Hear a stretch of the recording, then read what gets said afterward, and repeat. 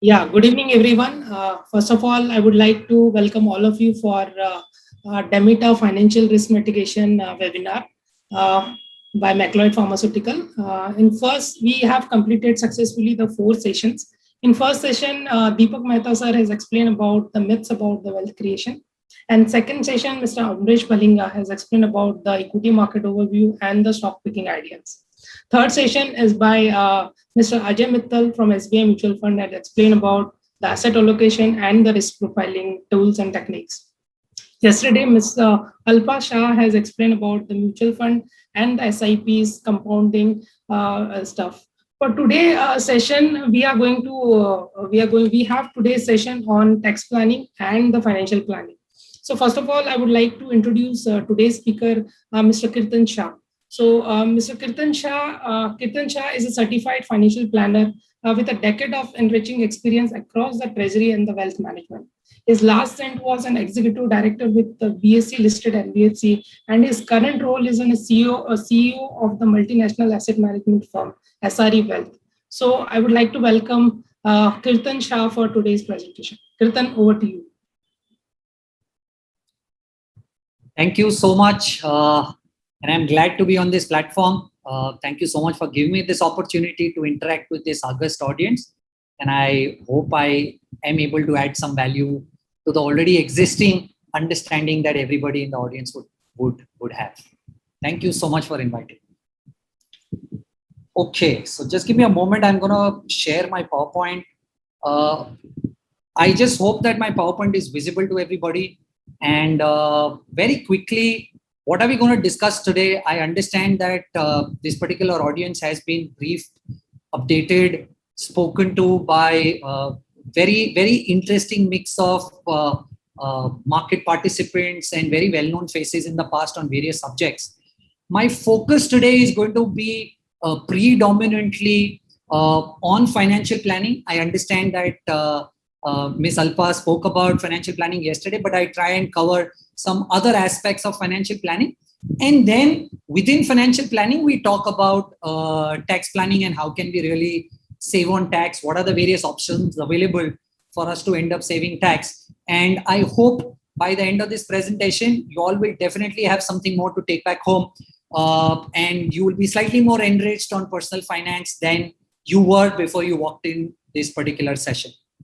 Right?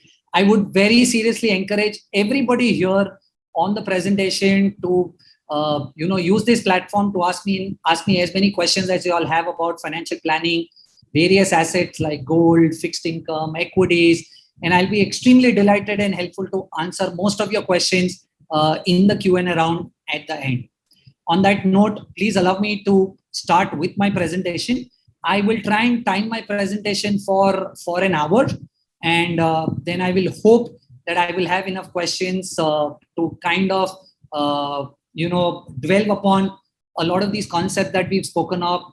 And I would hope that I'll be able to answer most of your questions in very layman language so that you all can use this in the real world outside of this presentation. Now, before I really start my presentation, I really want to take this opportunity to thank this very, very, very important audience to really have done so much for the mankind over the last 1 year, and y'all are the real heroes.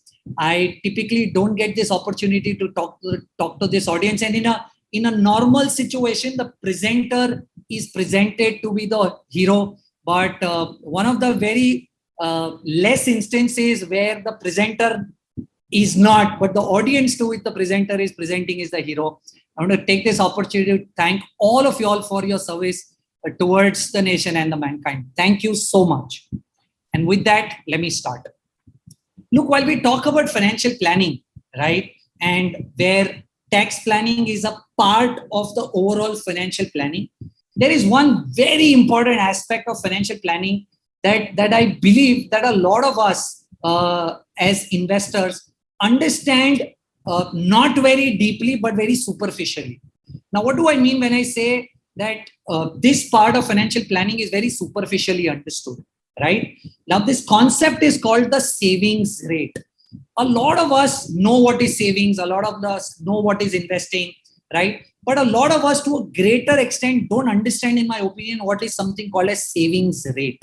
Now, what is savings rate? I've tried my level best to link it to your domain. So savings rate, in my opinion, is those molecules within the capsule. A lot of us understand or only look at the capsule, but they don't understand what is the molecule inside of the capsule, which is more important than the capsule itself. So for me, I know a lot of us here understand what is savings, what is investing, but the most important concept that I really want to start my presentation with is for all of us to understand what is this important concept called the savings rate. And in my opinion, this is extremely important for all of us to understand, because just investing money will not solve your problem unless you don't understand the concept of what is savings rate. Let me explain to you this concept by taking a case study. So let's say we have two people that are discussing about their own retirement, right? And I'm going to give you some numbers, and then I'm going to try and engage with you all to try and understand who from my audience is on what side of the poll, right? But let me first give you the data points to start our actual discussion here with. So let's say there are two people that we are talking about, right?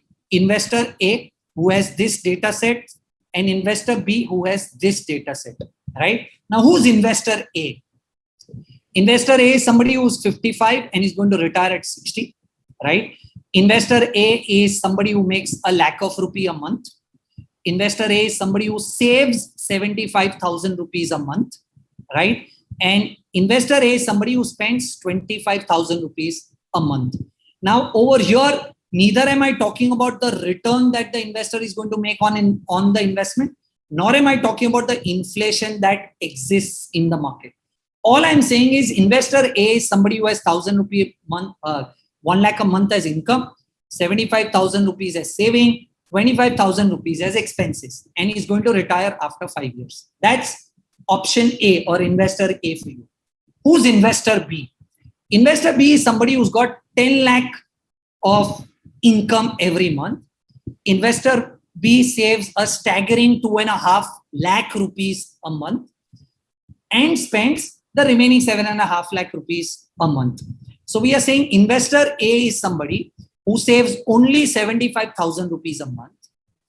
Investor B is somebody who saves 2.5 lakh rupees a month. Okay. Now these are two investors. Both are going to retire after 5 years. I want to understand from you through a poll that whom do you think is going to be in a better situation after 5 years when A and B both are going to retire? Do you think investor A will be in a better situation, or you think investor B will be in a better situation? Let's take a quick poll. Let me try and interact with you and see your side of the story of what you think is going to be, or who you think is going to be in a better position. Will investor A be in a better position, or investor B be in a better position? Can we have the poll, please?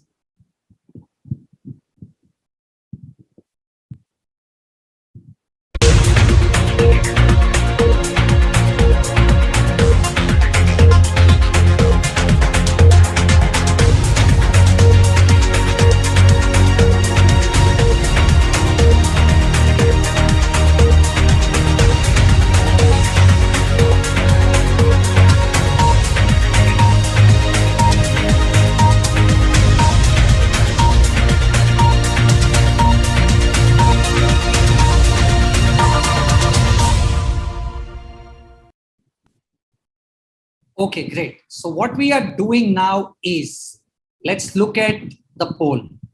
The poll result here is pretty interesting. Just give me a moment. Okay, the poll result here is pretty interesting. And I have a brilliant audience that I'm talking to who probably understands exactly what I intend to share with y'all. 100% of y'all have answered 100% of y'all have answered saying that probably investor A is in a better position, and that is exactly the right answer that I was looking at. It is actually the investor A who is in a much better position than investor B, and that is what I really wanted to start my presentation with. And I'm glad that I'm talking to somebody who really understands and it's going to be extremely interesting to talk to all of you all. Now, let me try and help you understand, if at all not everybody took the poll and there were people sitting on the sideline who didn't know what the answer was. What do I really mean? Look, what happens is when this investor is saving 75,000 rupees a month, this investor will end up saving 45 lakh rupees at retirement after 5 years, right? Because we are not talking about any inflation or any return. But this investor who's saving 2.5 lakh rupee a month will be able to save 1.5 crore. So theoretically, you might say that A is only able to save 45 lakh rupees, but B is able to save 1.5 crore. So theoretically, a lot of investors that I end up meeting, unfortunately, this is not that audience, but otherwise would think that investor B is able to save 1.5 crore rupees. Investor B should be in a better position. But the most important fact here that you have to really understand is, it is not the quantum of money that you save. It is not 75,000 that you are saving or 2.5 lakhs that you are saving. What is interesting is how much are you saving and how long is it going to last? What do I mean? If I am able to save 45 lakh rupees, but my expense is only 25,000 rupees a month, I'm going to be able to save or sustain for 180 months. But even if I have 1.5 crore rupees, but my expenses are 7.5 lakh rupees a month, I will only last 20 months. So the point that I'm trying to make here is very simple. The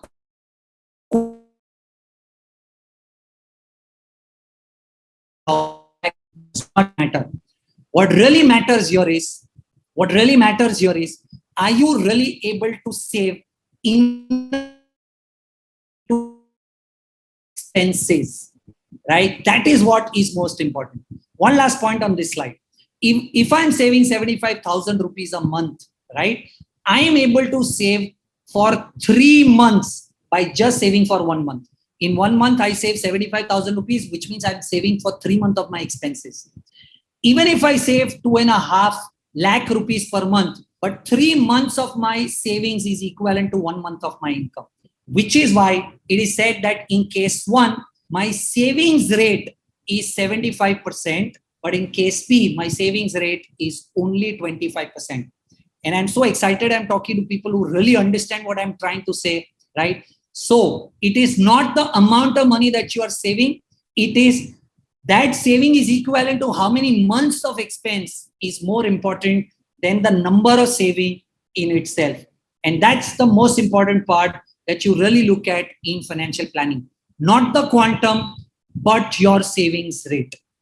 Okay. Now, before I actually move on to start talking about tax planning or financial planning or probably gold, real estate, or equities or fixed income, what I really want you all to understand are the common mistakes that in my 13 years of experience that I've seen most or a lot of investors make in today's investing arena, right? Look, there is so much of information available in this investing universe, but it is not necessary that everybody reads and understands. So my 2 bits of what I learned from my own investing mistakes or what I see investors that I handle make those investing mistakes, right? Which I really want to make sure that a lot of us here, right, understand and don't end up making that mistake themselves, right?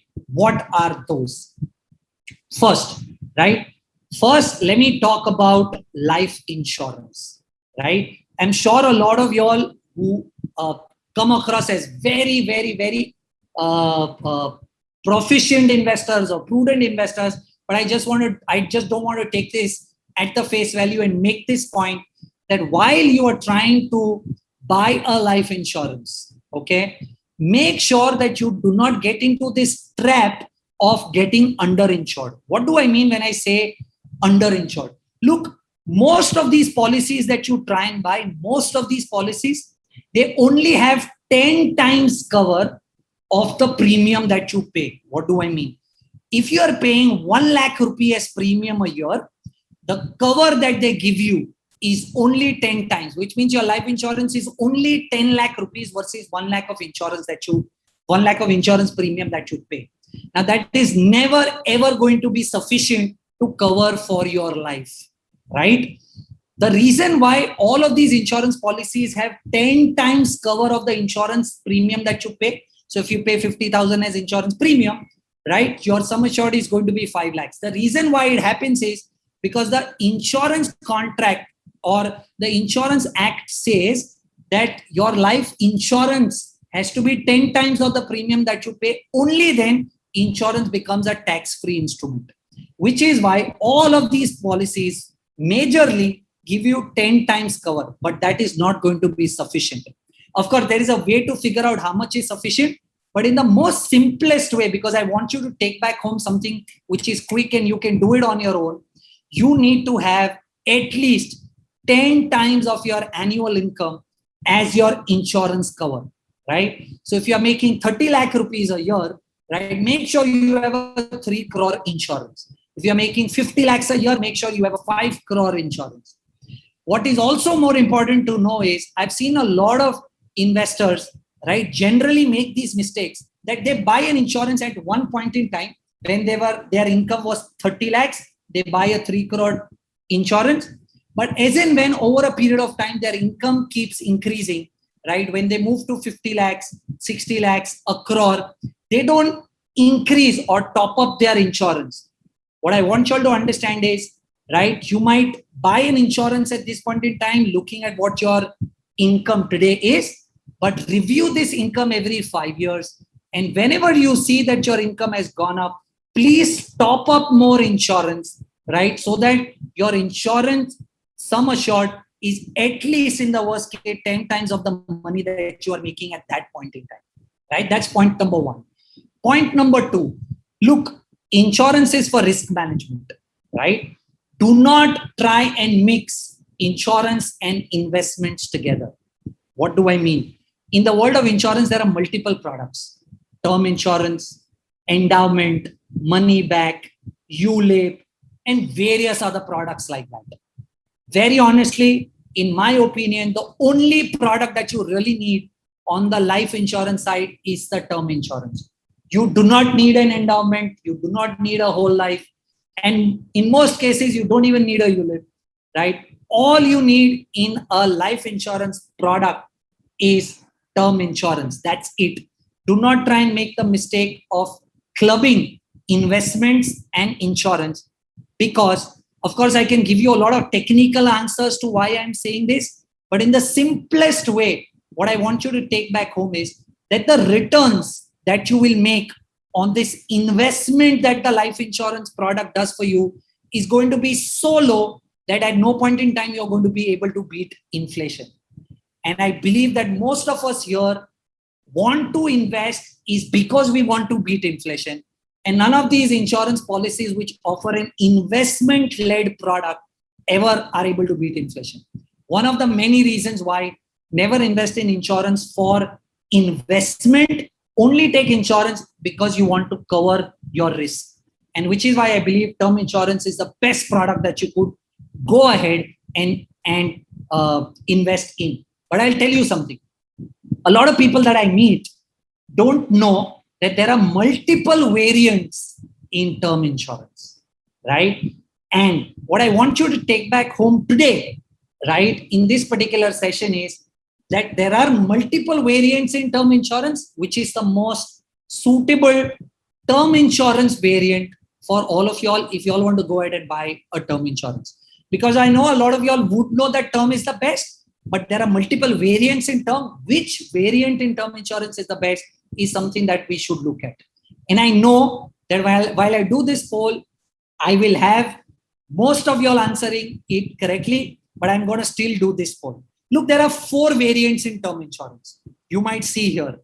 There is something called as pure term plan. There is something called as return on premium.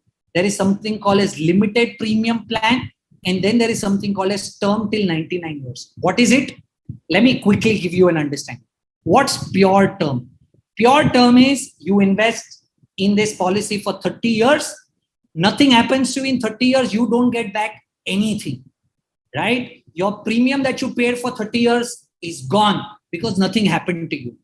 What is return of premium? Return of premium means that you pay for 30 years And if nothing happens to you for 30 years, all the premium that you paid, you get back because nothing happened to you. Third, limited premium plan.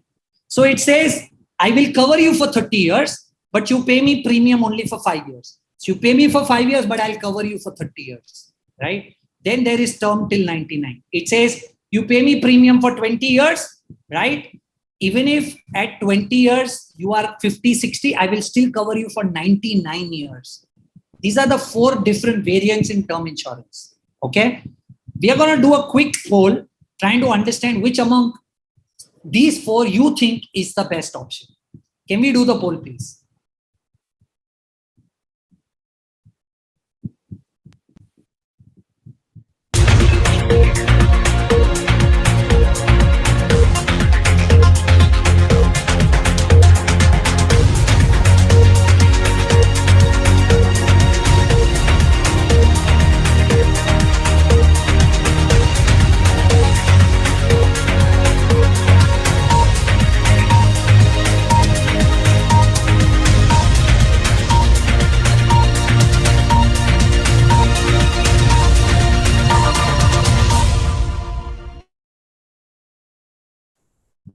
Okay, so let's see what the result turns out to be. Finally, I have some which I have provided answers, right? So I have 2.5% of the audience saying pure term is good. I have 25% of my audience saying return of premium is good. I have 12.5% audience saying limited premium is good. And I'm glad that somebody or not anybody is voted for term till 99. I'm gonna tell you how do you really understand, that which is the most relevant that you should ideally look at. And I'm assuming that all of you all can see my screen. Now look, there are 4 options and I'm gonna quickly going to demystify this absolutely for you to understand what makes sense and what does not make sense, right? Now, I'm assuming you can see this blackboard in front of you. Let's say I'm talking about an individual who's 39 years old, okay, and wants a 1 crore policy. Okay, now, if this guy goes for plain term plan, then the term insurance premium turns out to be 22.157. So this guy keeps paying insurance premium of 22,157 till he's 75 years of age. Anything happens between 39 to 75, his family will get 1 crore. Nothing happens, none of this money comes back. Point number 1. This is your first plan. Plan 2, right? Now we are saying return of premium. We are saying return of premium. Now, if I go for return of premium for the same 39-year-old guy for 1 crore up to 75 years of age, then the premium turns out to be roughly, I have some data here, 42,670, right? Now, if look in both of these cases, if something happens to this individual up to 75, both cases will give 1 crore rupees. But what happens if at 75 nothing happens? So in case 1, you don't get anything back, right? In case 2, what happens? Let's try and understand. So how much premium have you actually paid? You've paid a premium of roughly 42,670 into 75 minus 39 is the premium that you've paid. So let's do this quickly for all of us to understand how much premium have you paid. Okay. So you've paid a premium of, sorry, I could have done this calculation earlier. I thought I had the calculation, but I didn't have it. So we'll quickly do it here. So we've done 42,670 into 75 minus 39. This is the premium that you pay, which is 15,36,120. But how much do you get back? You don't get back the entire 15,36,120 if nothing happens to you. Why? Because the rule says that this is inclusive of GST. You don't get GST back. So how much do you get back? You only get back 36,161 per year back. So if you are going to get 36,161 per year back, so how much do you get back? I have this already calculated, which is 14,10,280. Now think of it this way. If nothing happens in both, if something happens in both cases, right, the output is the same. Both will get 1 crore. If nothing happens, you don't get anything back in plain term, but you get how much back? 14,10,000 back in return of premium. I see 25% of y'all said return of premium makes sense. Now I'll tell you why it does not make sense, right? The difference between 42,670 and 25,157, right? The difference between the two premium that you are paying return of premium, you're paying higher premium because you want this 14,10,000 back. The difference roughly that you are paying additional for it is 20,000 something, right? You are paying 20,000 something. Now, if this 20,000 something that you are paying is invested somewhere, and you are making just 6% returns on that, just 6%, you will make 23,54,112. So what am I trying to tell you? You've paid 20,000 something more because you wanted 14,10,000 back, correct? All I'm trying to tell you is pay 22,000, don't expect anything back. The remaining 20,000, if is invested and just making 6%, you still make 23 lakh rupees at maturity versus receiving 14,10,000 back from the insurer from return on premium. In simple terms, if you take return on premium, this additional amount, this 20 odd thousand additional amount that you are paying to the insurance company is giving you only 2.7% return on that if nothing happens to you. Absolutely does not make sense to take return on premium at all. Plain term absolutely wins. Similarly, I can show you multiple such calculations of why the other products also, like the limited premium plan or the term till 99, does not work in your favor. What works in your favor is simple, straightforward, pure term plan. I'll tell you why the limited premium plan does not work in your favor. Pay attention very quickly, right? I will not do the math, but very quickly.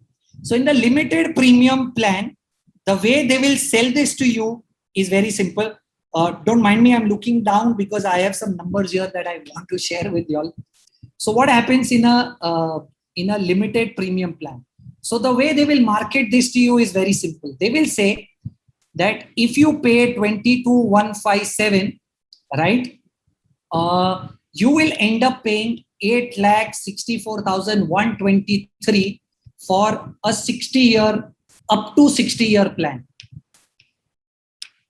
And then they will market you saying that pay limited premium of only 10 years, pay only up to 10 years, right? And the premium will be 48,830. So now please understand, plan one, pure plan, what they will tell you, pay 22,157 up to 60. That means you paid a total of 8,64,000 and you are covered up to 60. Plan 2, they will say don't pay for the next 21, 22 years, only pay up to 10 years, your premium will be 48. So how much will you pay?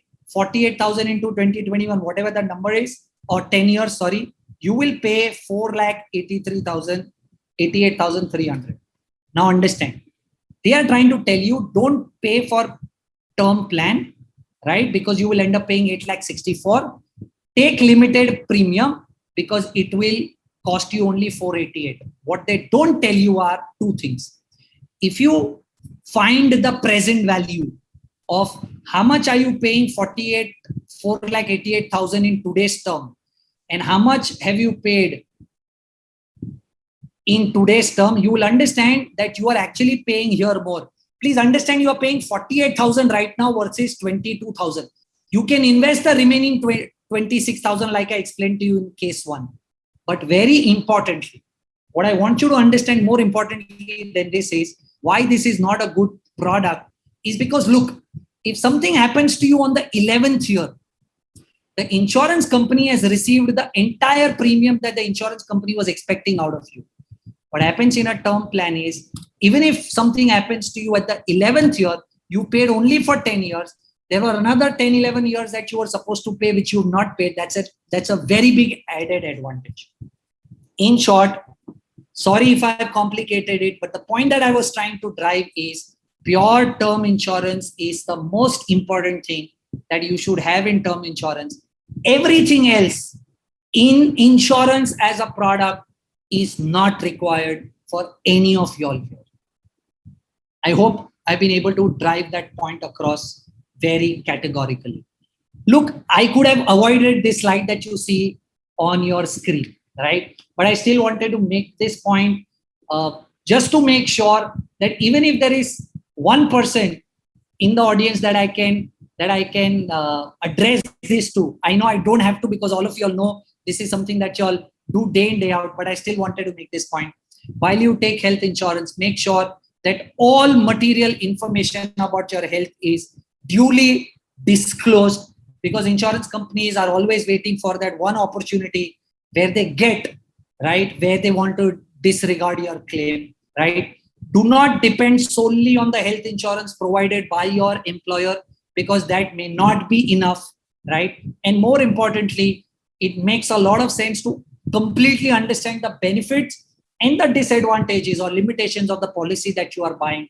It should not happen that you end up buying a policy which does not cover a lot of things, right? And you were completely unaware of it. I know this audience does not require that gyan, but the reason why I spoke about insurance is because I really wanted to make this extremely important point is that I want all of y'all to consider taking a professional indemnity policy, is because, you know, in India, we've not seen a lot of such cases, but globally, what really happens is one case that goes wrong, and that can go wrong for any reason. And you might not be even wrong in that case, but you might have a big liability, a professional liability that might come your way. And that might be a big deterrent to your financial planning. For your profession, one extremely important point that I really feel that all of y'all should take is a professional indemnity policy. All of y'all should have a professional indemnity policy. What's a professional indemnity policy? Something happens while you are on job and somebody makes a claim that you did not do your job well, right? And like here, Supreme Court asked somebody to pay 11.5 crore rupees. You should have a policy who pays that for you, and you don't have to dig into your savings to make that payment. Professional indemnity policy is a must for medical practitioners, in my opinion. Okay. Let me talk about tax saving, which I think, before I start talking about assets like gold, equity, fixed income, real estate, what you should do, what you keep in mind, let me talk about one aspect for which a lot of us have gathered here is tax saving. Now, before I move here, how is tax calculated? Again, I know everybody here in my August audience understands this, but I don't really want to make any assumptions. So how are tax calculated? Very simple. It says up to 5 lakhs, you pay no tax. Then the slab is, let's say 5 to 7.5 lakhs, you pay 10% tax. Then the slab is 5.7 lakhs to 10 lakhs, right? You pay 15% tax. Then you say 10 to 12.5 lakhs, you pay 20% tax. 12.5 lakhs to 15 lakhs, you pay 25% tax, right? And then we say if your income is more than 15 lakhs, you pay 30% tax. How does this work? Simple. So let's say your income is 30 lakhs. For the first 5 lakhs of your income, you pay no tax, right? For the remaining 5 lakhs to 7.5 lakhs, which is 2.5 lakhs. On the remaining 2.5 lakhs, you pay 10% tax, which is you pay 25,000 as tax. On 2.5 lakhs of your income, right? You pay 10% tax.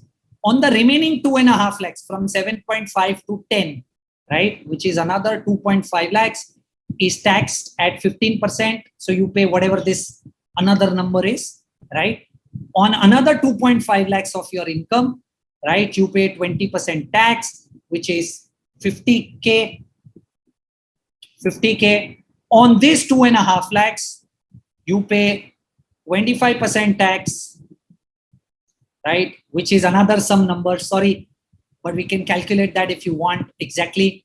And above 15 lakhs, so if your income is 30 lakhs, above 15 lakhs is 15 lakhs, right? From 15 lakhs to 30 lakhs, the difference is 15 lakhs. On this 15 lakhs, you pay 30%, which is 4.5 lakhs, right? I don't want to confuse y'all, right? But mota, this is how the calculation is done.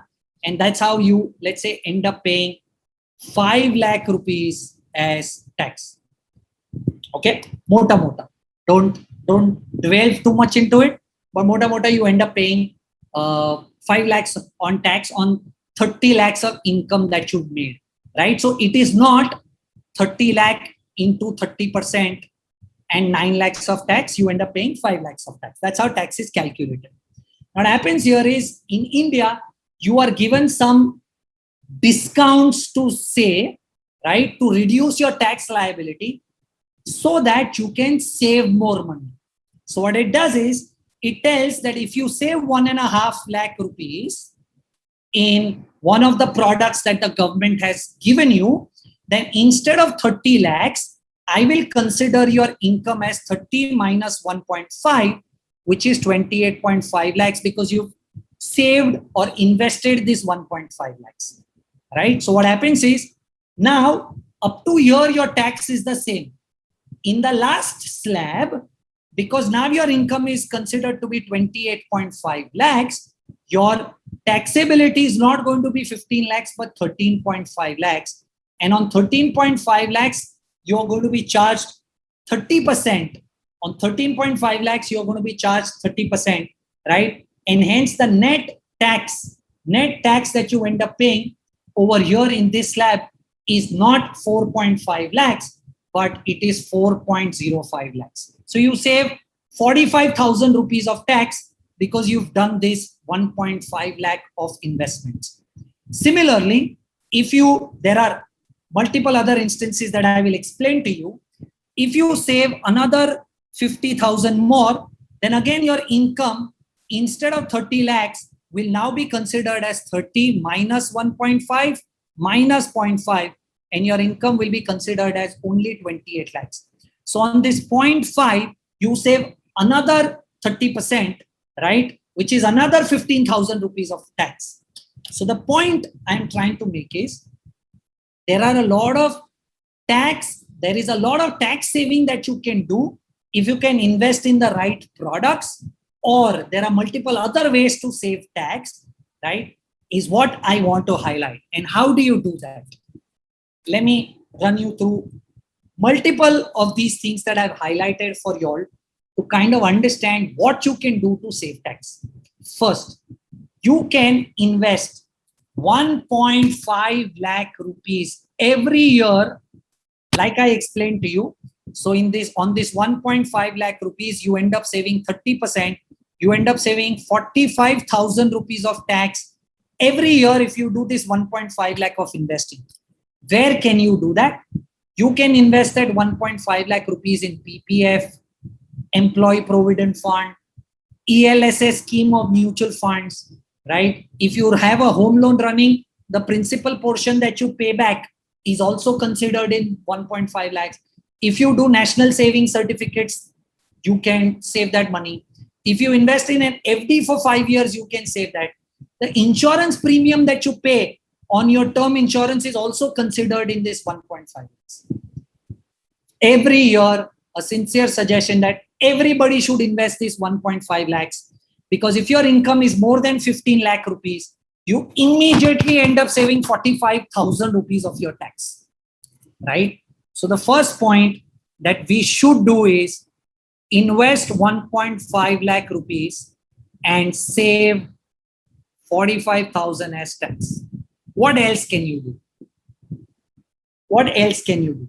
So what we can do now is, all of us have medical insurance. Medical insurance also helps us save tax. Okay. How does medical insurance help us save tax? So if you bought medical insurance, right, for self and family, right, you can save another 25,000 rupees as tax. You can claim 25,000 rupees as deduction. You can claim 25,000 rupees.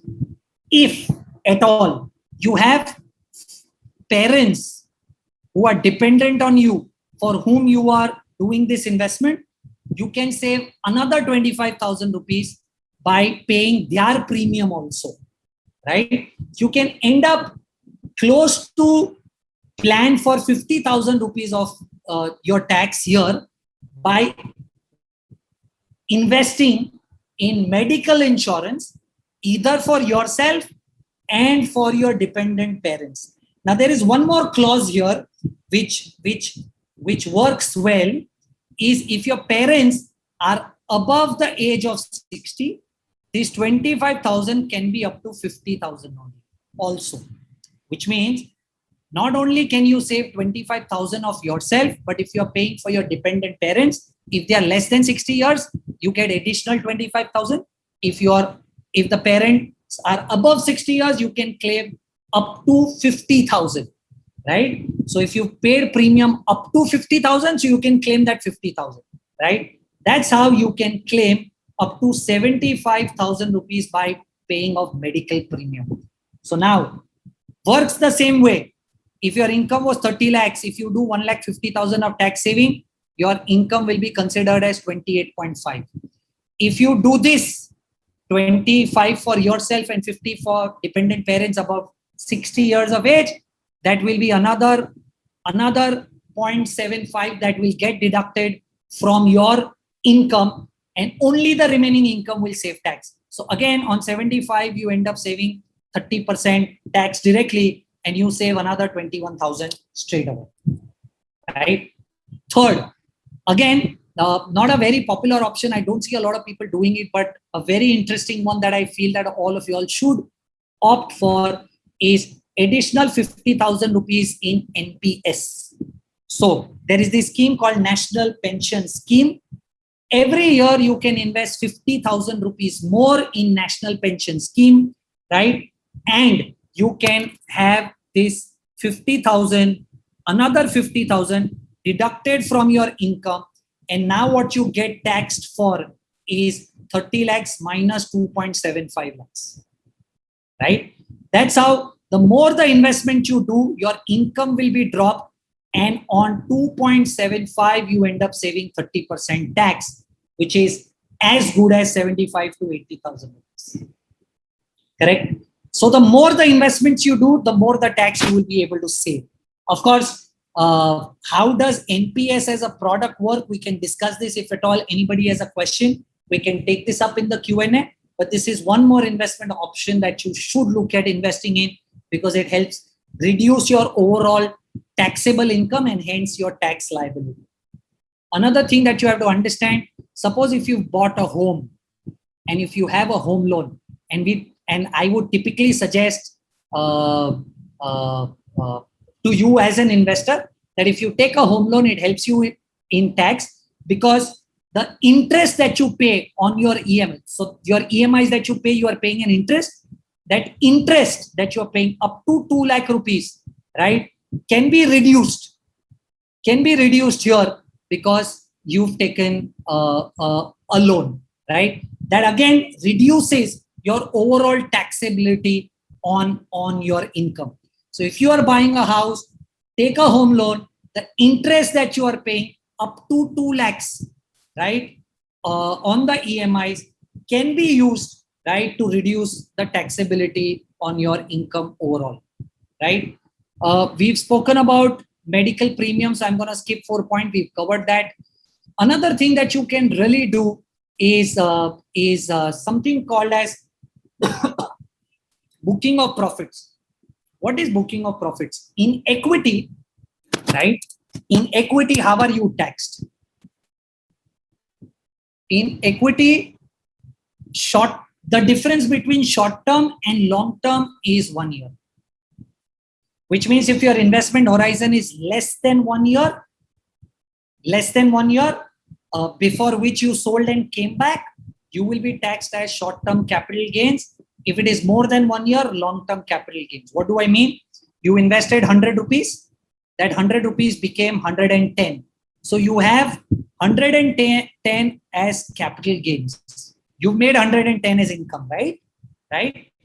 But if you invested on the 1st of Jan and you got out of this investment before 31st of December, right? It is less than 1 year. So you will be charged short-term capital gains, which is 15%. Which means if you made 10 rupees of income, you have to pay 15% as tax, which is 1.5 rupees as tax. So what you get in hand is only 8.5. But let's say you invested 100 and you stayed invested for more than 1 year, right? And you made this 10 rupees, right? You are taxed at 10%, which means on this 10 rupees of gains that you made, you pay 10% of tax, which means you pay 1 rupee and what you have in hand is only 9. But there is one interesting aspect here.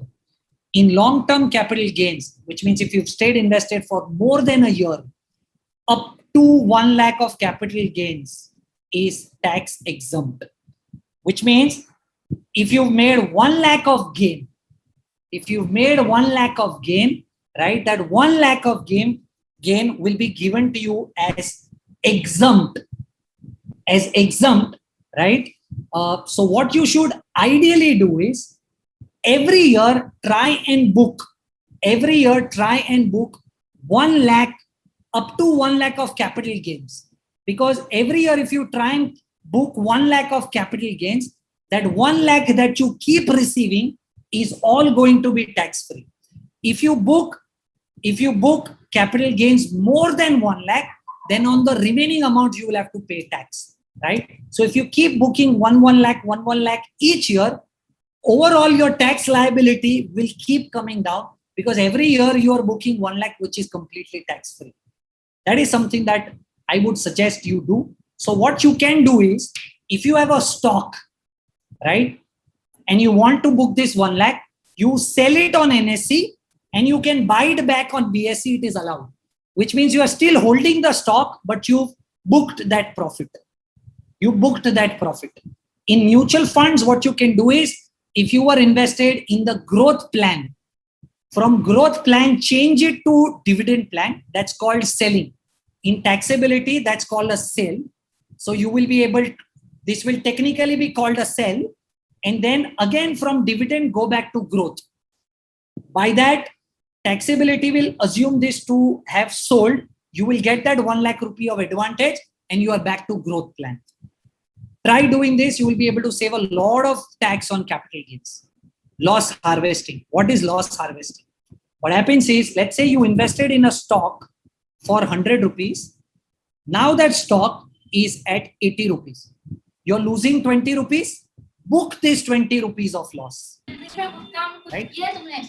Book this 20 rupees of loss, because what happens is, किसी ने use किया है तो उसको feedback लेने में क्या problem है? तुम खुद से किए होगे जिंदगी में नहीं हो. Sorry, can I request everybody to go on mute, please? Thank you. Right? So if you are losing 20 rupees on this stock, book that loss, because what happens is you can carry forward this loss for 8 years. And in the future, if at all you have some capital gains, right? You've made some gains in the future, you can set off this. So let's say in the future you make 40 rupees of capital gains, but you have 20 rupees of loss that you had in the previous year. So net you will only pay tax on this 20 rupees of gains. This is how, if every year, if at all you have capital loss and you keep accumulating that capital loss, then what ideally happens is, in the future when you are going to make a capital gains, you might have to pay much lower tax on that, because you have a lot of capital loss that you've kept accumulating over a period of time. Right? I just hope most of y'all are with me. And if at all there are any questions, I'll be happy to take them up in the Q&A. Again, if you've taken education loan for your child, right? The interest that you pay on the education loan, right?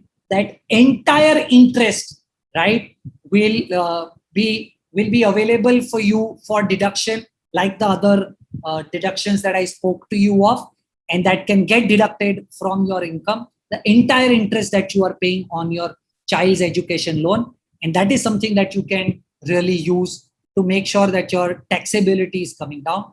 Also, one very important point that you all have to understand is, in bank, right, interest that you get from the bank in the savings account, interest that you get from the bank on savings account, right, up to 10,000 is tax free, tax deductible, which means that if you assuming that banks have 3% savings account interest rate roughly, right?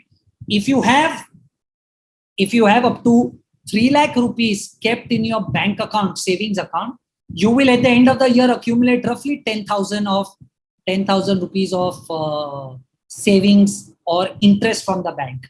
This 10,000 rupees is tax free for you. Okay, so if at all you are trying and making sure, or you're not understanding where to invest this money, right, up to 3 lakh rupees in the savings bank account, right, should not be a problem, because the income that you will receive typically will be tax free, because you will receive 10,000 rupee worth of interest. In a senior citizen, right, assuming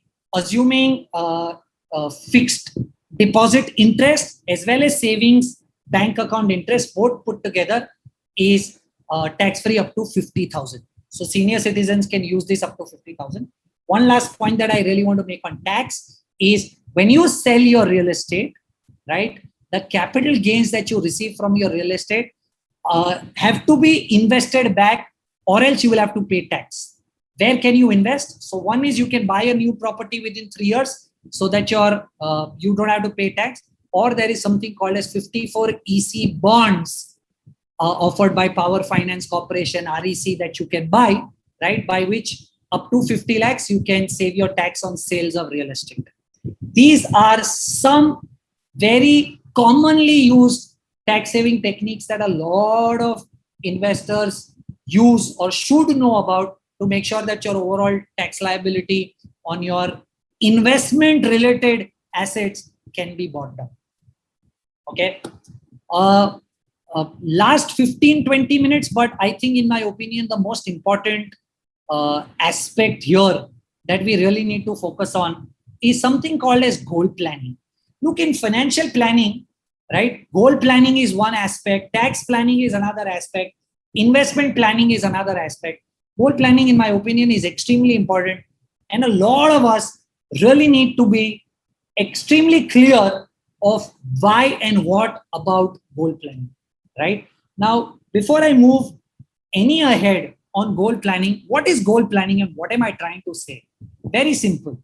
Let's say your child today is 8 years old, right?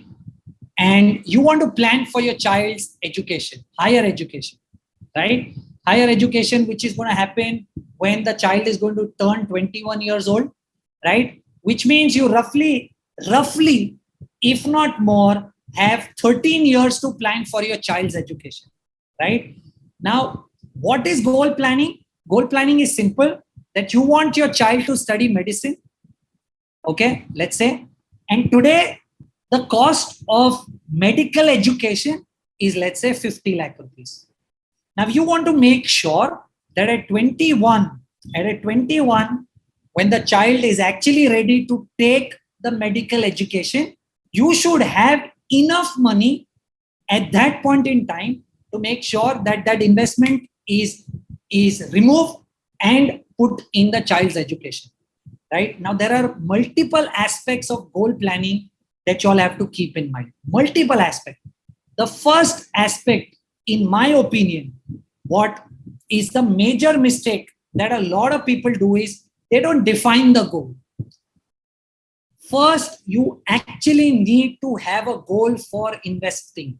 That goal can be anything, and I'm sure a couple of speakers who spoke earlier before me would have spoken about this, and hence I'm not going to talk a lot here, but always have a goal that brings in discipline in investing.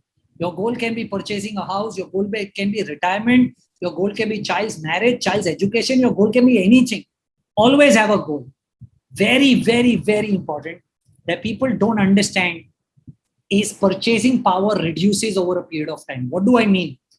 Today, if you can buy, let's say, anything worth 30,000, and if the cost of living is increasing at 5%, 20 years later, the same what is 30,000 will not be 30,000 and will be 80,000. Now, why is this important for you to understand? Let me link it to the goal. Let's say today, if your child wants to study medical, right, and today's cost is 50 lakh rupees. The cost of medical education is not going to be 50 lakhs after 13 years when your child actually wants that money, right? So you cannot plan for your child's growth, right? Looking at 50 lakhs today. You cannot plan that you want 50 lakhs when your child turns 21. 50 lakh will not be of any value when the child turns 51, right? Because today, if 1 lakh of your purchasing power, 20 years later, that 1 lakh will only be able to buy commodities worth 37,000. So if you are planning for 50 lakhs, you will only be able to buy something worth 25 lakhs 20 years later. So what do? First thing that you have or do in goal planning is make sure you are in a position to understand how much will I really require in the future. Now I'm going to make it very simple for you. Why and how? I'm going to show you a calculator here. Right? So what you do is you click on the Google something called as, let's say, goal calculator. Right? You click goal calculator, click on the first link. There is absolutely no technicality and all of y'all will be able to do any and everything that you want on your own. How? Now, first I want to understand that if my child wants to study medicine after 13 years, how much money should I really have? How much will inflation become, right? So what you do is you go to this goal calculator and click on inflation calculator. When you click on inflation calculator, something like this pops up. Very simple. What? So you say current value of our expense. Current value of my expense is 50 lakhs. Correct? Annual rate of inflation. Now look, this is an assumption. This is an assumption, right? This is an assumption, but we'll have to put something with the best understanding that we have in mind. Let's put it as,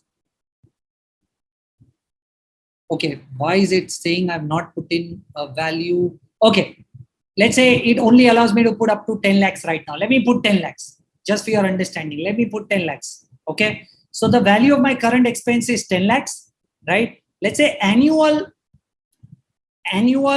inflation is 6%, and this 10 lakhs worth of expense is going to keep increasing at 6% each year. How much will it become after 13 years when I want that money in the real world? So if after 13 years I want that money, I will have to have 21.33 lakhs. There are multiple such calculators. This is just the first one that came to my mind. So I wrote that. I'm going to remove this 50 lakh data point. So let's say today I want my child to have, today if my child is doing medicine, I might want 10 lakhs. How much will that become after 21 years? I'm saying 21.33 lakhs. Point number 2, after you've decided what your goal is, for you to understand that you cannot plan for 10 lakhs, which is the current medical cost.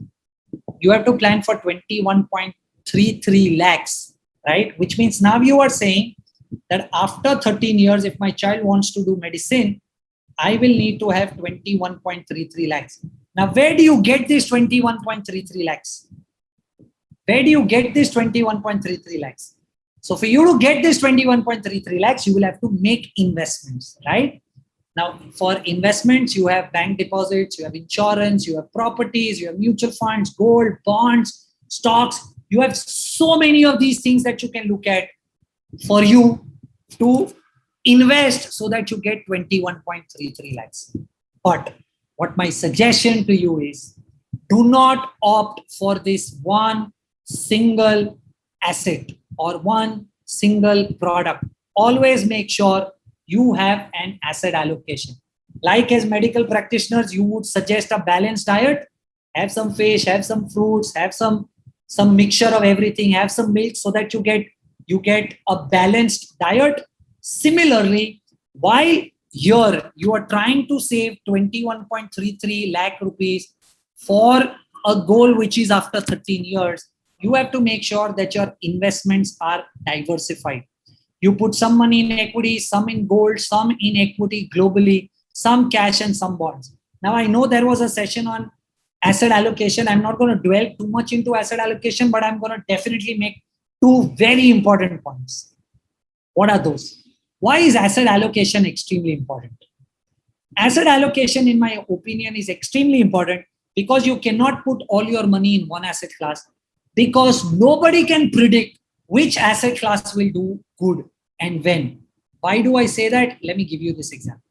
Look, in 2010, which was the best performing asset class? Gold gave 24%. Which was the worst performing asset class? T-bills gave only 3% returns, right? We've captured everything. We've captured large cap, small cap, mid cap, international equity, bonds, real estate. We've captured everything. So let's say in 2010 and 11, gold gave the highest return, both years. But if in 2012, looking at 2010 and 11's performance, had you decided that you want to invest in gold, right? You would have made a mistake, because in 2012, gold was amongst the bottom 4 performers. In 2013, gold was the worst performer. 2014, gold was the worst performer. 2015, gold was the worst performer. Is this one-off case? No. Let's say in 2012, you thought mid-cap did really well. Let me put my money in mid-cap in 2013. Mid-cap was amongst the worst performer in 2013. Let's say in 2013, you thought international equities done really well. Let me, in 2014, put money in international equity. What would have happened? In 2014 and 15, international equity was amongst the bottom 3 performers. Let's say you thought small cap in 2014 has done really well. Let me put money in small caps, right? You would have seen that 2015, small cap would have given you a mere 6% return. But more importantly, the remaining 3-4 years, small cap was the bottommost performer. What am I trying to tell you? Winners rotate. You cannot predict which asset class will do well the next year, and hence asset allocation is extremely important. You know, today I want 10 lakh rupees, but I have to plan for 21.33 lakhs. Where to invest is always asset allocation led. Why? Because nobody knows which is the asset which is going to work well in the next year, right? How does asset allocation solve your problem? Let me give you one small data point. How does asset allocation solve your problem? Asset allocation solves your problem exactly what you see in front of your screen. Now look at it. I am showing you the last 17 years of data point. Not a small number, 17 years of data point, where had you invested all your money in debt, FD kind of a product, you would have made an average return of 6.7% with the risk of 4%. Okay. Had you invested all your money in equity, you would have made 18.5% return each year, but with a risk of 26%. When I say 26%, all I mean is at some point in time, you would have lost 26% of your portfolio. Simply put, not exactly the right way, but just for your understanding. But what was the best way to invest? The best way to invest was this. How? Had you put, even if you were aggressive, had you put 70% of your money in equity and 30% in debt, your return would not have been any different. But look at your risk. Your risk would have been 4% lower. So your return was almost the same, but your risk came down by 4%. Now look, instead of doing 100% debt, had you done 80% debt and 20% equity, you would have done much better. Why? Look, your return would have been significantly higher. Significantly higher. But your risk is not that high, because equity investing risk is as good as 22 to 26%. So the point that I'm trying to make to you all is, instead of putting 100% in equity, or 100% in debt. The best way to invest, in my opinion, is to have an asset allocation where if you are an aggressive investor, still have 20-30% in debt. If you are a conservative investor, still have 10-20% in equity. That's my way of looking at it. Why does asset allocation really help?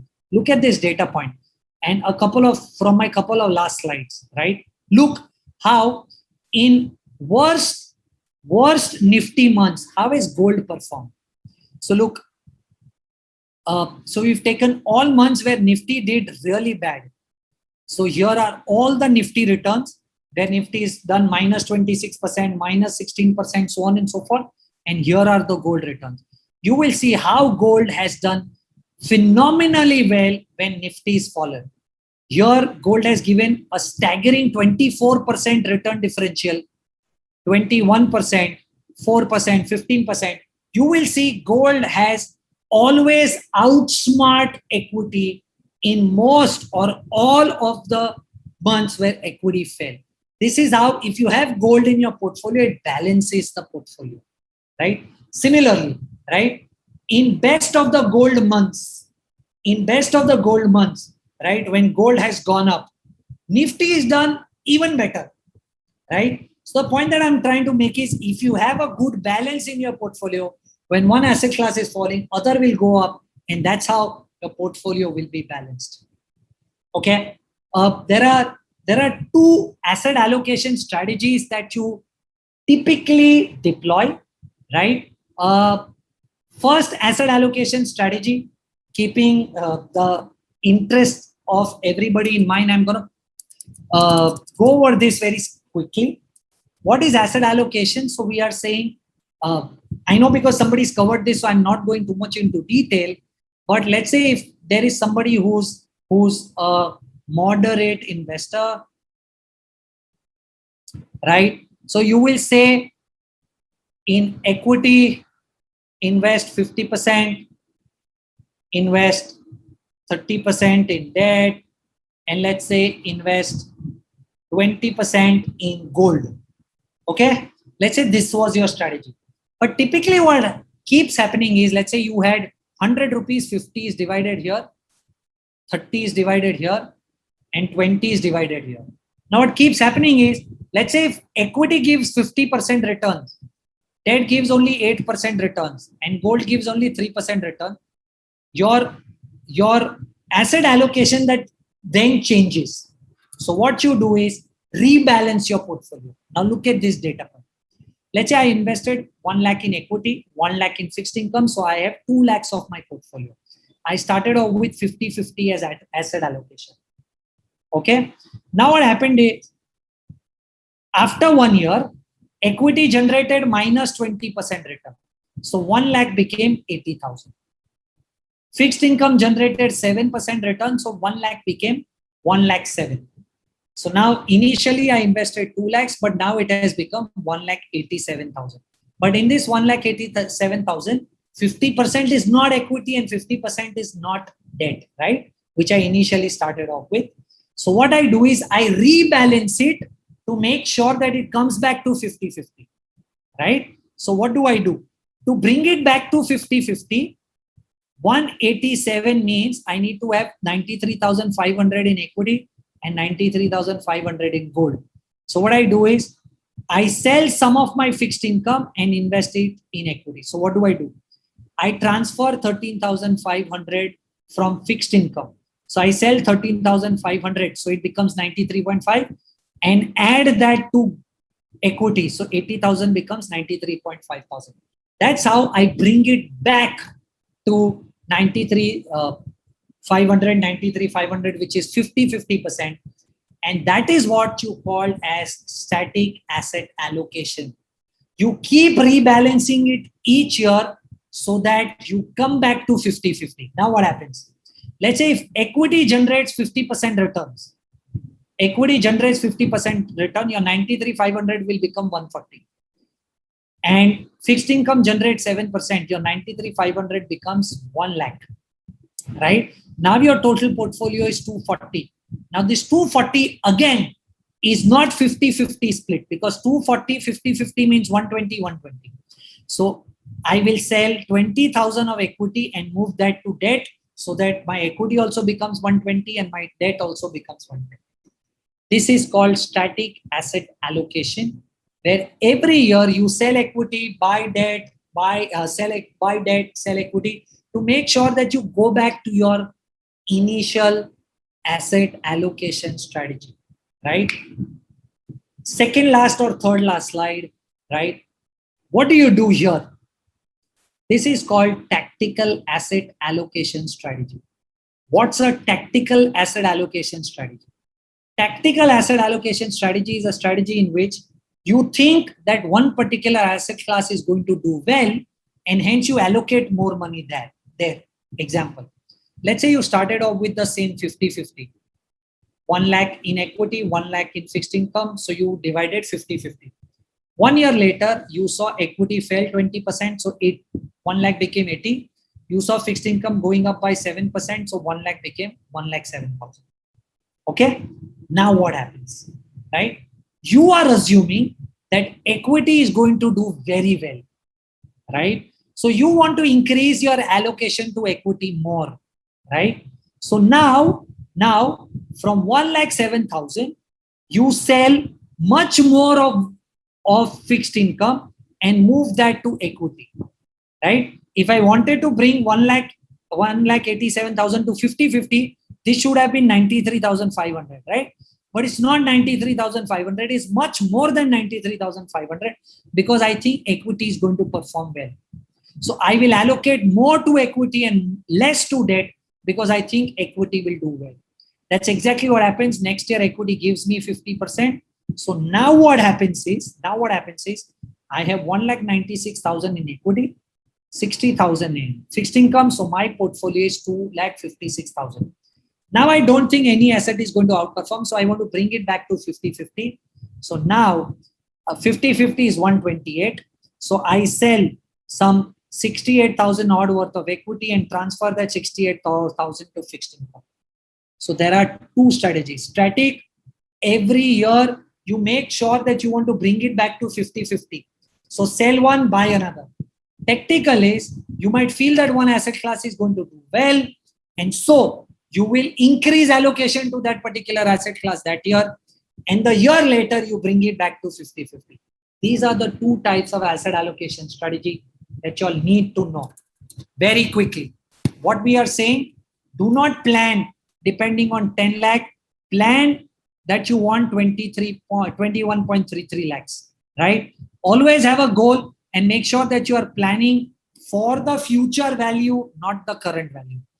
But in the future value that you are trying to plan, always have an asset allocation strategy where you are investing across equity, debt, gold, all of this. Now, one last thing before I want to open up for this question, but in my opinion, the most important part, look, while you are trying to invest in these multiple asset classes, equity, fixed income, gold, let's say real estate, there are multiple products, right? There are multiple products. Which product should you choose to invest your money in? Because in equity, you have direct equity, buy stocks directly, you have mutual funds, you have PMS, you have something called as AIF. Which should you choose is a very important question that you have to answer. In fixed income, right, you have fixed deposits, you have corporate deposits, right? Then you have debt mutual funds, right? There are multiple options. Which one do you choose for? You have to answer this question. In gold, you have physical gold, you have digital gold, right? You have gold ETFs, then you have sovereign gold bond. Which one do you choose is very important. Similarly, in real estate, you have physical real estate, and then you have REITs. Which one do you go for is is extremely important for all of you all to understand. Now, this, in my opinion, is the most important data point or discussion point of the evening, where we are trying to understand how and which is the right asset class that you should make a mix of to try and understand which is the instrument through which you do all of these investment planning. Now, before I move ahead, very quickly, can anybody from the organizing team tell me how much time do I have, so that I know how much time do I spend on this topic? Sorry, a very random question, but I really want an answer to this question. Kirtan, you can continue, not an issue. Okay, thank you. Okay, now this, in my opinion, is the most important data point that I would believe that you all have to answer, is that if you all want to invest in equity, fixed income, gold, real estate, make a portfolio, the most important point is to decide on a product through which you will do investments in any of these portfolios, right? Let me touch base on each of them one by one and guide you why and which product I think makes most sense. Okay, let me try and highlight why, and which product makes sense in my opinion. And my opinion is mutual funds are the best way to do investments. I'll tell you why. Right? I know somebody's already told you what mutual funds are, how do they work, but I'm going to go in slightly more pinning asset discussion, where I think you will be able to make a decision of why mutual fund is the best instrument through which you can invest in any of these asset classes, right? So point number one, while you do direct, there are two challenges that I believe that direct has. Most of us, in my opinion, right, don't understand which stock to buy. And most of us are dependent on somebody else to tell us which stock to buy in. If at all, at any point in time, you are dependent on somebody, right, and you don't have your own study, your own conviction of which stock to buy, my sincere suggestion is you're not meant to do direct stock investing. Second, while you do direct stock investing, tax does not work in your favor, because every time you buy and sell, every time you have to pay tax, right? That is exactly where mutual fund absolutely works in your favor. Why?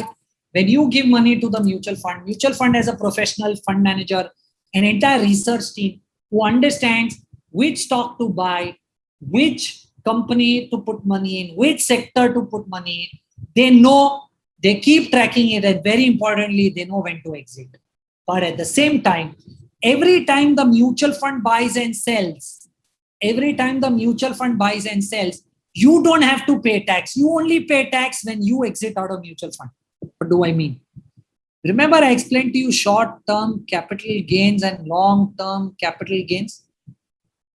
In direct equity, let's say you bought a stock and sold a stock, but it was less than 1 year.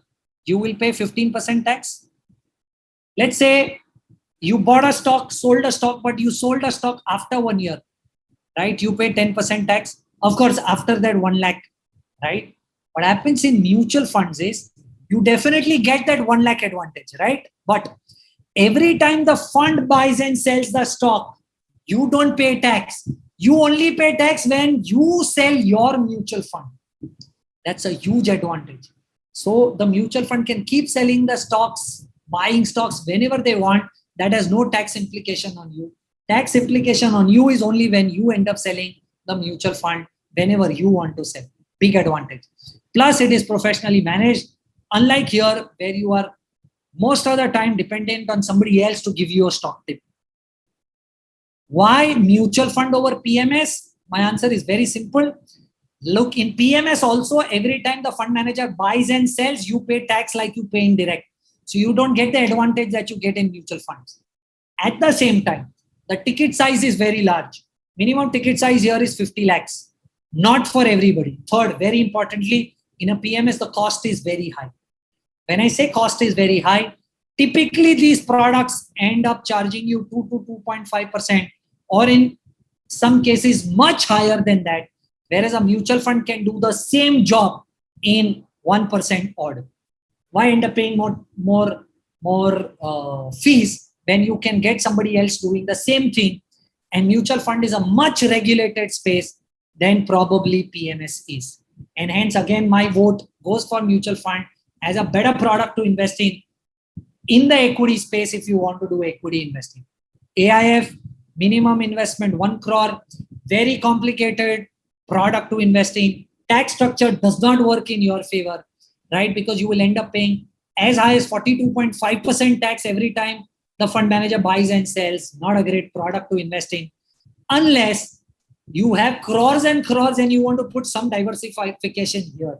Then it's a separate story. Equity, in my opinion, mutual fund wins hands down if you want to form an equity portfolio. Of course, I'm not saying if you have a crore rupees, put everything here. You want to play around with 5 lakhs, 10 lakhs here and there, do direct equity, do that. But most of your money should go to equity mutual funds is my opinion. Now, again, I know you are taught about mutual funds by somebody else. What are the categories and all of that? So I'm not going to dwell too much into it. But I wanted to make sure that you all understand why mutual fund as a product stands out in the asset class category. Fixed income, again, look, the biggest problem with FD corporate deposits, in my opinion, are 2-3. First, liquidity. What do I mean when I say liquidity? Liquidity means that you invest in a fixed deposit for 3 years.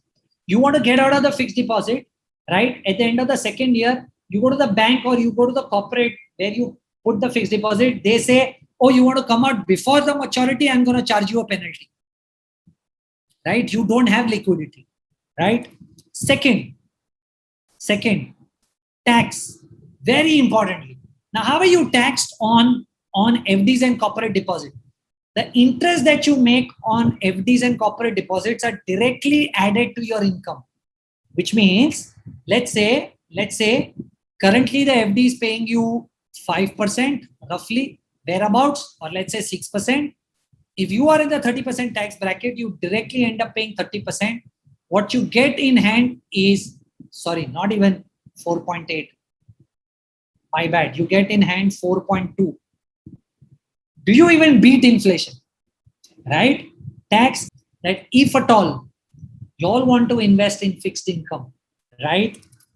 It is not that FD में पैसा डाल के भूल जाने का और it is risk free. It has its own risks, but you and I don't consider them to be risks, right? Liquidity is a risk. Liquidity is a risk, right?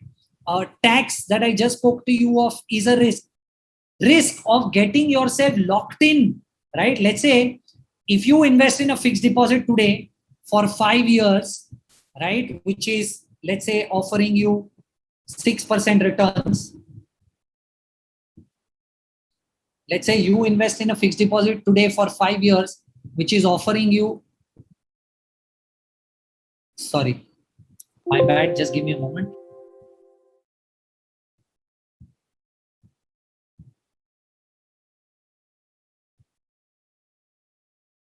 Sorry, just give me one moment.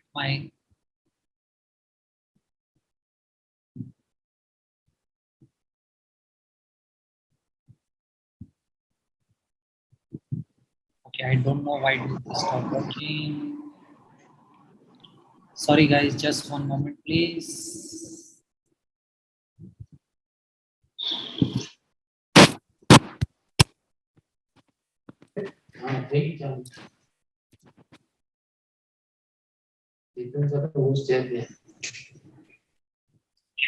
Okay guys, I don't know why this is not working, but nevertheless, what I'm trying to tell you is very simple. I'm saying that let's say if for some reason you invested in a fixed deposit for 5 years, right? And that fixed deposit today is, let's say that fixed deposit today is paying you 5%.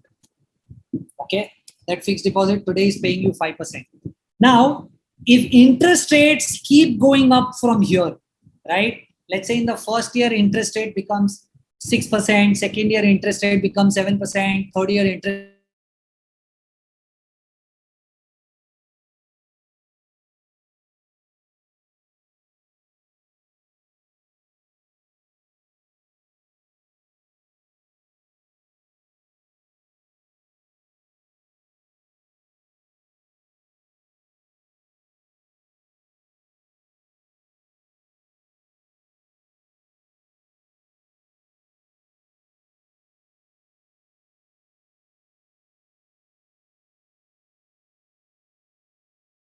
sense. Why invest through gold ETFs? Why invest through gold ETFs, right? In investing in gold. Very quickly, look, physical and digital gold. Digital gold is the gold that you can buy on Paytm and all of those apps. The problem with physical and digital gold are two. First, GST. If you go and sell the physical gold, right, you pay 3% GST. In digital gold, when you buy gold, you pay 3% GST.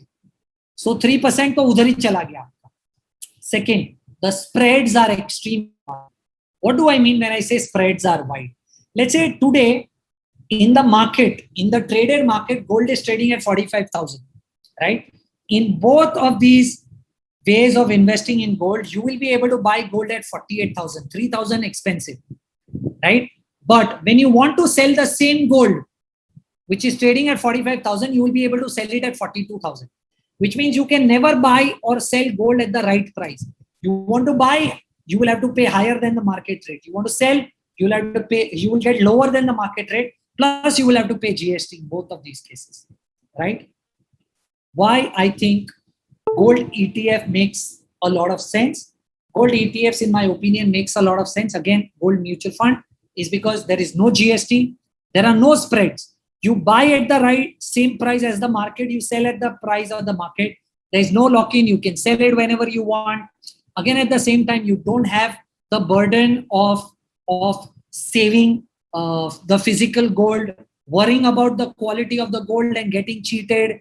No making charges like in the physical gold, right? And then there are products in which you can actually get physical delivery of gold through the same. So even if you want physical delivery of the gold in the future, you can use this particular product, which is why, in my opinion, this makes a lot of sense.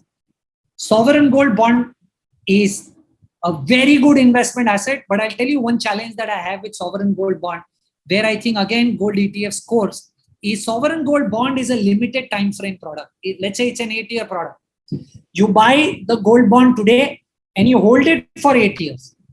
At maturity, whatever is the gold price is what the gold price you get. You cannot decide when you want to get out of the product. So you are at the mercy of what will be the gold price at the end of the 8th year, right? At maturity, and if it is lower than your investment value, you take the maturity at lower than the investment value. That, in my opinion, is a big drawback in sovereign gold bond, and which is why I think gold ETF makes a lot of sense, even over a sovereign gold bond, right? Of course, a lot of us may argue that sovereign gold bond can be traded and I can sell and get out of the market. But please understand, while I try and go and sell sovereign gold bond in the market, right, the spreads are very different. So the price that they quote versus the market price will have a huge gap. Again, which is why I think mutual funds really score here, right? And again, my option in gold investing is mutual fund. Again, while we talk about real estate, right, my simple understanding is real estate, physical, you have to take a lot of pain in searching for an asset, maintaining that asset, giving that asset out for rent, right? Paperwork, and more importantly, the ticket size of investing in real estate.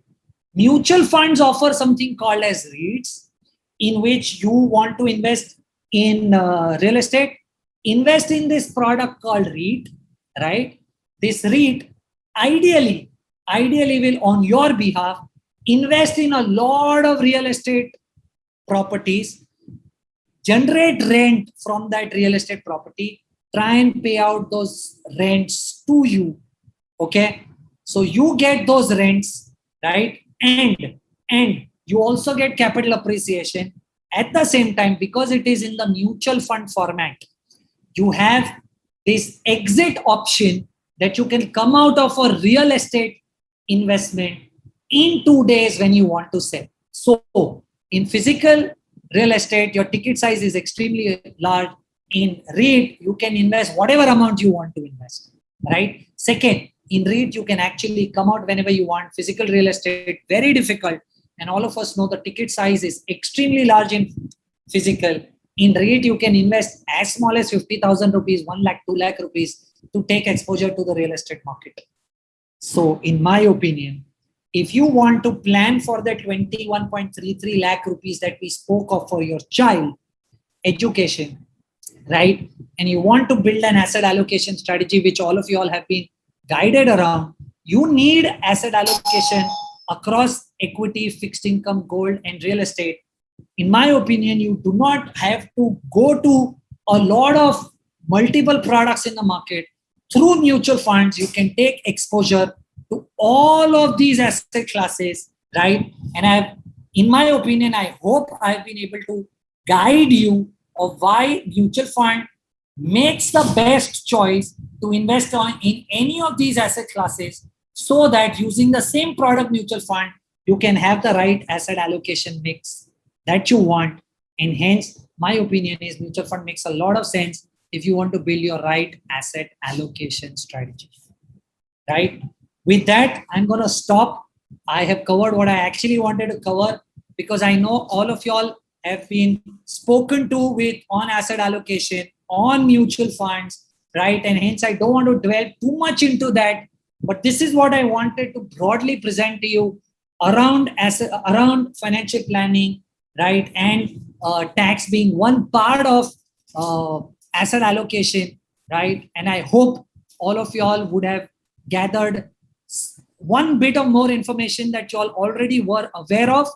And I'm just hoping that this 1.5 odd hour that you spent here with me was worth your time, and I would have been in a position to explain to you all or give you that one data point that added value to you over your understanding that you had before we started this particular presentation.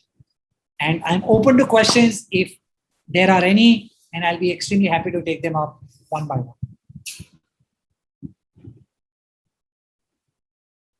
Sanjeev ji, over to you. Yeah, thank you, Kirtan. Thank you for your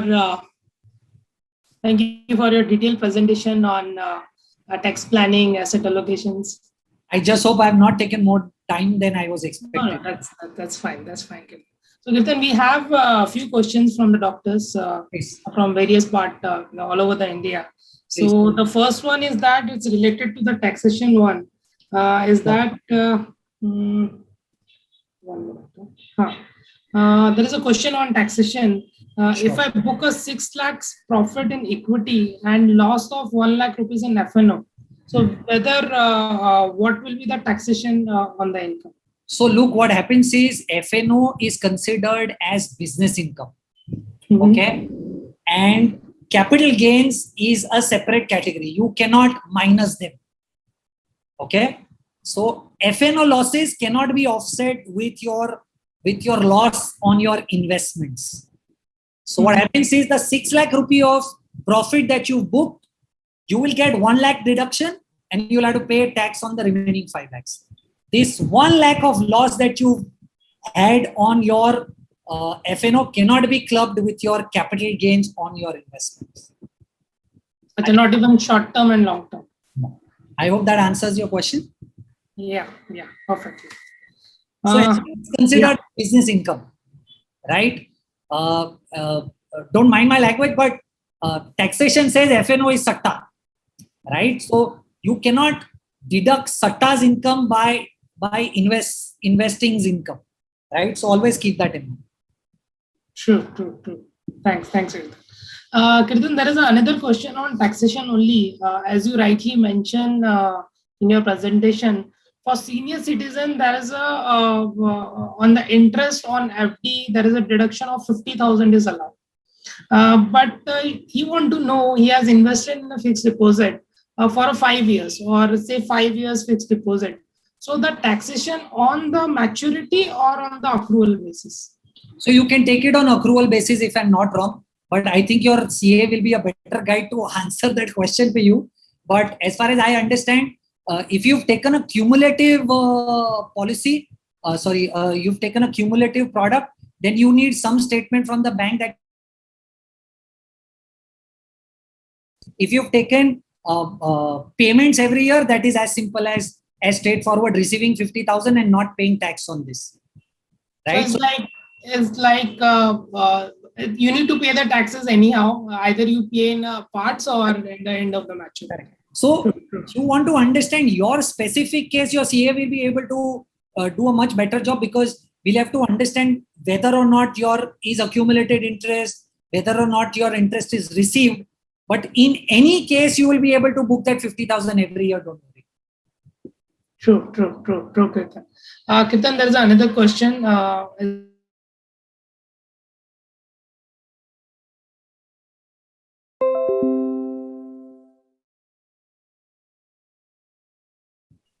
Sorry, I missed that question. I understood that 1 crore term.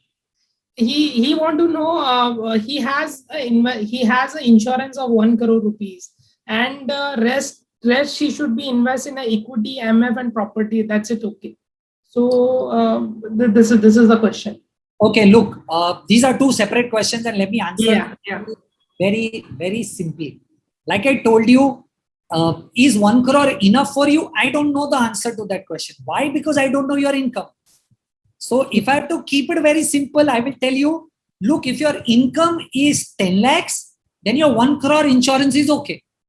Okay. But if your income is 20 lakhs, then income is 40 lakhs, then I think you should have a 4 crore rupees of insurance. Now that you've taken 1 crore rupees of insurance, add on, top up 3 crore rupees of insurance more and make that 4 crore, because now your income is 40 lakhs. I hope that answers first part of your question. The second part of your question, look, in my opinion, you will have to follow an asset allocation strategy. What do I mean? Let's say if you're a conservative investor, right? And you've decided that you want 80% in conservative and 20% in equity, correct?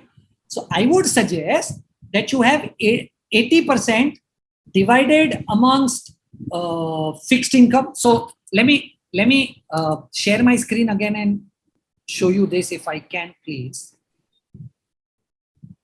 So let's say if you're a conservative investor, right? And you've oh shit, this pen is not working. Okay, my bad. I'm gonna narrate this discussion, right? So let's say if we are 80% in fixed income and 20% in equity, okay?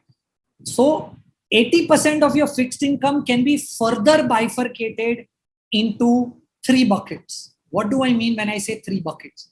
Your first bucket can be where you've kept 6 months of your expenses as emergency fund. So let's say if you have 100 rupees, allow me to use Excel. My screen is not shared, but I'm going to use Excel and help you with this because I really want to. Okay. So let's say you have 100 rupees. You've decided that 80% of this has to go to debt and 20% has to go to equity because you are, let's say, conservative. Okay, because you are conservative is what you think. Now this 80% debt cannot be in one product, or rather should not be in one product. I would suggest you to have 3 buckets. Bucket one, where you are keeping money for emergency. You're keeping money for emergency. Okay, have 10% here for emergency. So 10% of 80% is have 8 rupees.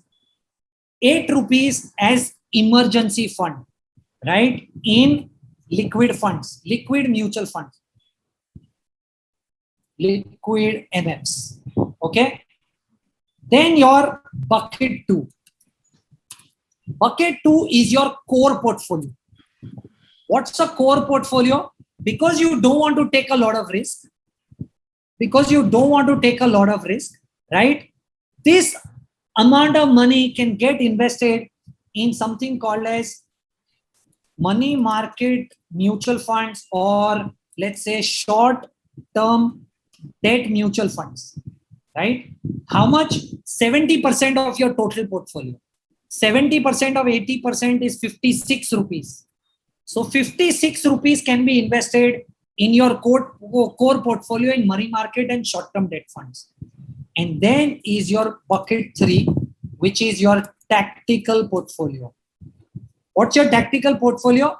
Now, tactical portfolio, I understand you don't want to take a lot of risk, but if you have 20% of your 80% taking slight risk in debt, right, will not make a lot of difference. So this money can be invested in gilt fund, right? This is how you split your 80% equity, 80% debt into 8 rupees into liquid funds, 56 rupees into money market and short-term debt funds, and 16 rupees into gilt kind of a funds. So what is the point that I'm trying to make, right? You can have your money into two asset classes, right? But if 80% is one asset class, you can't have 80% of your money into one product, right? You will have to further bifurcate that, right? So you ask me, can I have equity in real estate? Of course you can have equity in real estate. But the point is, if your total portfolio is 2 crore and 1.5 crore is your real estate, which is illiquid, then that's not the right way of building your portfolio, right? You should have some money which is liquid. You should have some money which is your core portfolio. And then you have some money on which you are taking some slight risk. I am not sure, but I'm going to ask Sandeep ji if I've been able to answer this question. Yeah, perfectly. Yeah, Kirtan, the answer is very true. As in your earlier presentation, also in the presentation, you have rightly said 1 crore is enough or not. It's not we are going to decide. It's totally depend upon the income of the individual. Absolutely. As you said, the 10 times of your income should be your risk cover. And the portfolio is like totally on your risk appetite. So that's perfectly fine. Kirtan, there is another question you want to know is that what will be the good asset allocation for coming 3 years for 20 to 25% kind of return? I don't know. For 20 to 25% kind of returns? Yeah. I wish I knew that answer. I would not be giving you one here today. But jokes apart, I'll tell you my view because somebody is asking for it. Look, my view on fixed income. Let me give you my view on all of these asset classes. In fixed income, I think interest rates are supposed to go up from here on. So there are two suggestions I will give you. So if you look at the fact sheet of a mutual fund, there is something called as modified duration, right? My suggestion is if you don't understand a lot of things in mutual funds, try and keep the modified duration of your fund low. What do I mean? Invest in products called low duration funds, invest in product called money market funds, invest in product called short-term debt fund. Currently, in my opinion, for the next 1.5, 2 years, not the right time to invest in medium duration funds or gilt funds, right? That's my view on fixed income. Point one. Point two, while you talk about equities, in my opinion, what you saw in equity over the last 1 year, 80% return, those days are gone. You're not going to experience something like that anytime, any soon in the near 1 or 2, 3 years. So do not expect that kind of returns in equities immediately. What will work in my opinion in equity? Sorry, this is slightly technical, but somebody's asked me, so I'm answering that question. I'm no fund manager, but I have some understanding about equities. I think sectors like real estate, rural, infra, manufacturing is supposed to do very well in my opinion, right? And you can ride this story playing. I'm sorry I'm saying this. Don't take it at face value, but this is just my opinion. I think you can play this story using the mid-cap space. So in my opinion, large and mid, multi-cap and mid-cap kind of funds may do well, but please make sure that you have minimum 3 years of time horizon. Do not get into equities without 3 years of time horizon. And I'll tell you why. 3 years of time horizon in equity is a must. If you all can see my screen, you will understand that here is the data point since 1990 to our latest data point, which is 2020, right? There has been not even one single year where equity from the top of that year to the bottom in that year has not fallen. Every year equity is fallen. Not even one single year that equity is not fallen. And this is the right expectation for you to set in equity, because equity is not going to give you linear returns, right? I'll show you why am I saying minimum 3 to 5 years of investment, right? If you look at this data point, you will understand every 3 to 5 years, equity falls 30%, right? June 14, it fell 27%. May 6, it fell 30%. November 10, it fell 28%. 15, it fell 23%. Every 3 to 5 years, equity falls 30%. So look at this average data.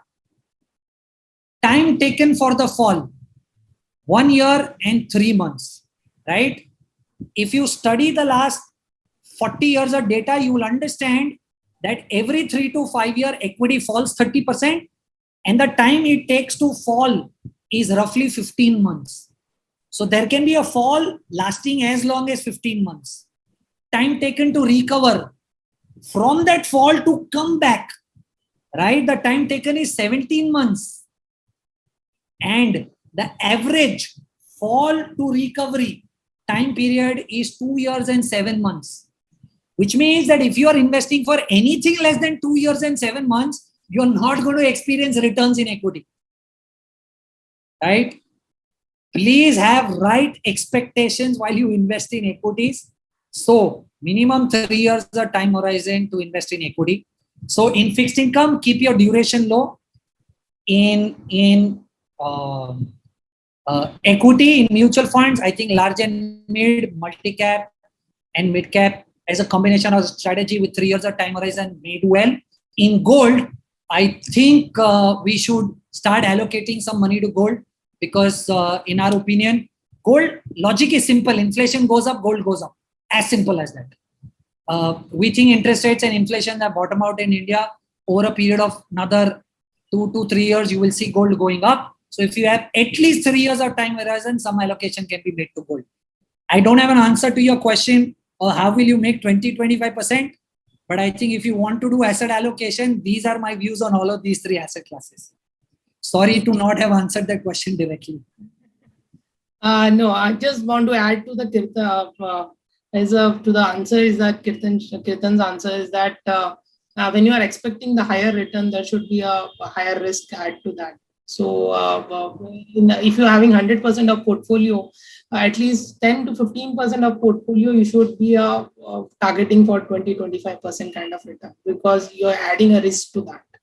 So Kirtan, there is a last question from the audience, is that there's a doctor from Maharashtra.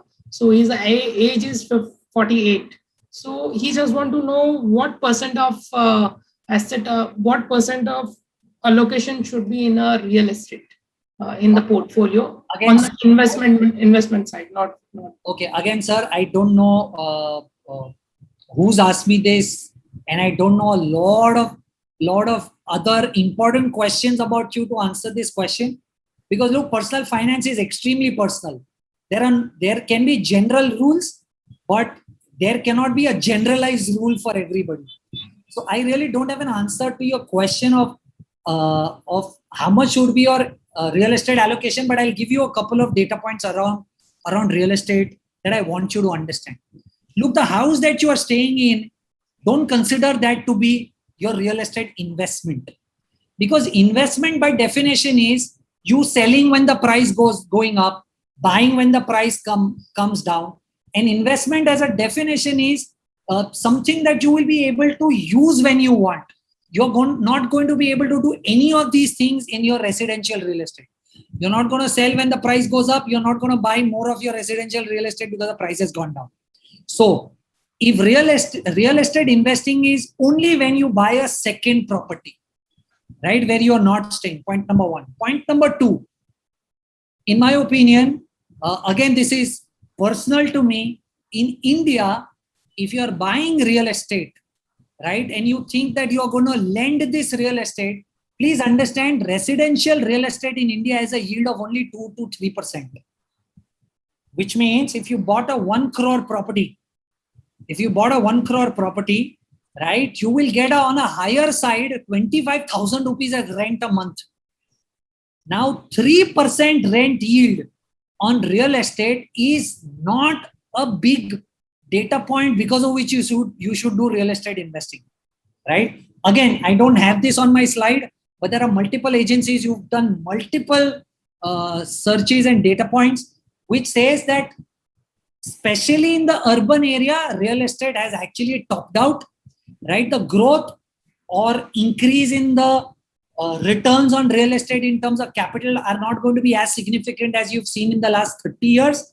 So in my opinion, if you're going to lend this property out for rent, then residential real estate is not the right way to go forward. Then you should look at doing commercial real estate. But I'll tell you the problem with commercial real estate now. Commercial real estate, in my opinion, has a big challenge because of COVID. After COVID, you've seen a lot of people have actually reduced their use of real estate. And hence, a lot of real estate is ideally lying empty. Okay? Prices are coming down and real estate yields are coming down. Now, having said this, just to reiterate, answer this in 2 lines. I don't know the answer to your question. What portion of your total investment should be in real estate? But I think if you want to do real estate investing, make sure that you understand that the rent yields are low and are supposed to come down, right? Capital gains, you might not be able to make of what you saw happening over the last 20, 30 years. Of course, this is very dependent on where are you choosing and what are you investing in. Why don't you split your real estate exposure between physical real estate, right? Real estate stock, you have something called as,